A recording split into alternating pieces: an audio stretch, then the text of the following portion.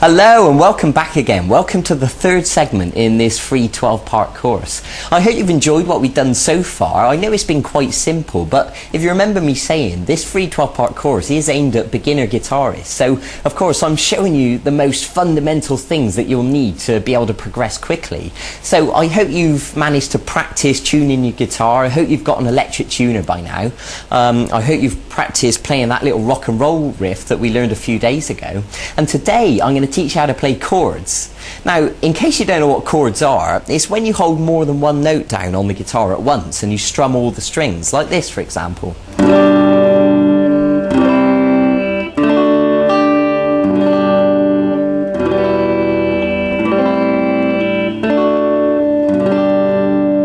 So that was just a few examples of some different chords, and of course the more chords you know, the more flexibility you're going to have to be able to play a variety of different songs. So I think it goes without saying that it's better to learn as many chords as possible, and then you really have got the ability to play more things. And especially if you're the sort of person who enjoys singing as well as playing, then chords are going to be brilliant for you because you'll be able to strum them whilst you sing over the top and it'll sound fantastic.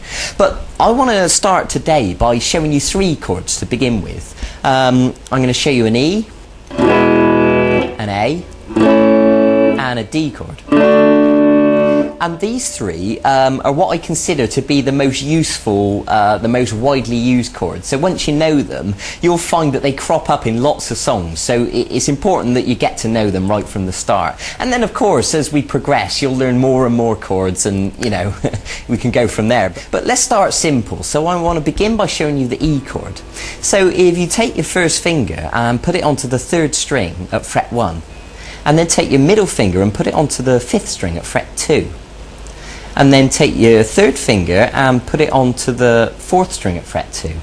Now if you look at the chord box next to me, you'll see the diagram, you know, if you just need to clarify exactly where the notes go. Now what I'm going to ask you to do is hold down with plenty of pressure and strum the strings.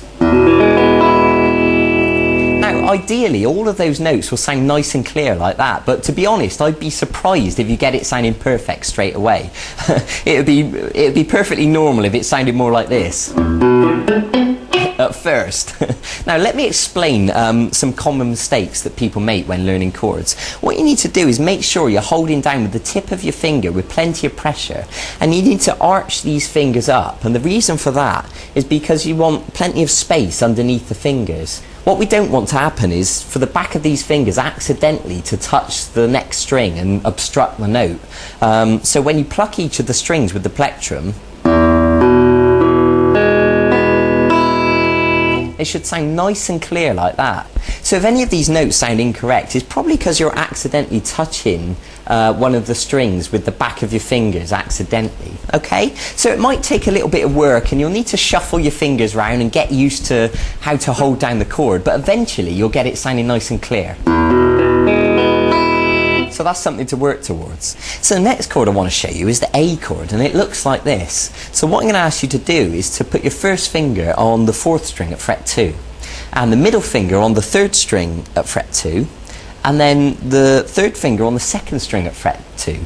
So they're all at fret 2, but unfortunately there's not quite enough room really to fit them all in. Ideally we'd like to get them right next to the fret, but in reality what happens is we end up using them at an angle like this because that's the only way really to squash them in there.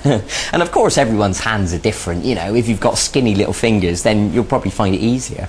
So look at the chord chart next to me just to clarify what notes we're holding down. Now with the A chord we're just going to use 5 strings, and what I mean by that is we're not going to pluck the 6th string, we're just going to pluck the 5th string downwards like this.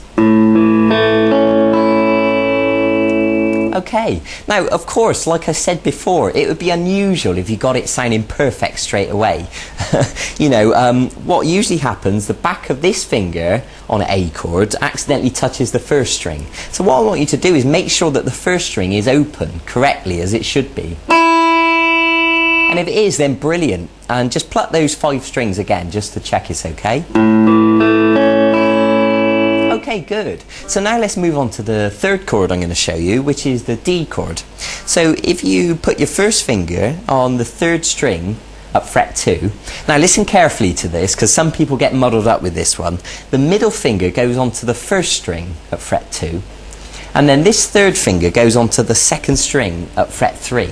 Okay? Now the same thing applies, you know, arch these fingers up, hold down with plenty of pressure, and with the D chord we're just going to strum 4 strings. And what I mean is we're not going to pluck these 2 top strings. So 4, 3, 2, 1. Okay, so what I'd like you to do now is to stop the video and practice each one of these chords. The E chord with all the strings, the A chord with 5 strings, and the D chord with just 4 strings. And of course, with this video, you also downloaded a PDF document, and you can print that out, and it's got the diagrams there for you, so you can look at them next to you, so you don't have to keep rewinding the video. And practice them and get them sounding nice and clear. Now, there's something else I want to tell you. You may have noticed my thumb sort of kind of hanging around here over the top of the guitar, and there is a reason for this. When we're strumming the A chord, for example, we don't want the 6th string to accidentally make a noise. So what I'm doing is gently touching it just a little bit with the thumb, and that's enough just to mute the note, so it stops the 6th string from accidentally making a noise. And then when you strum all the 5 strings, then you know you're only just getting the correct notes that you want. So that's the reason for that.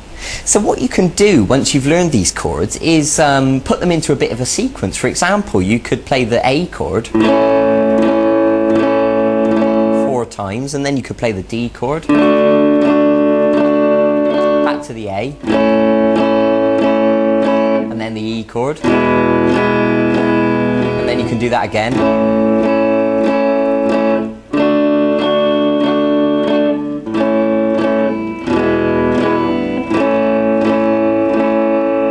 So you can begin practicing changing from one chord to the other, and you'll find that you'll get quicker and quicker at changing from shape to shape. Good. So that is a brilliant place to begin with chords. So I suggest you go and practice that now. Go and get on with it.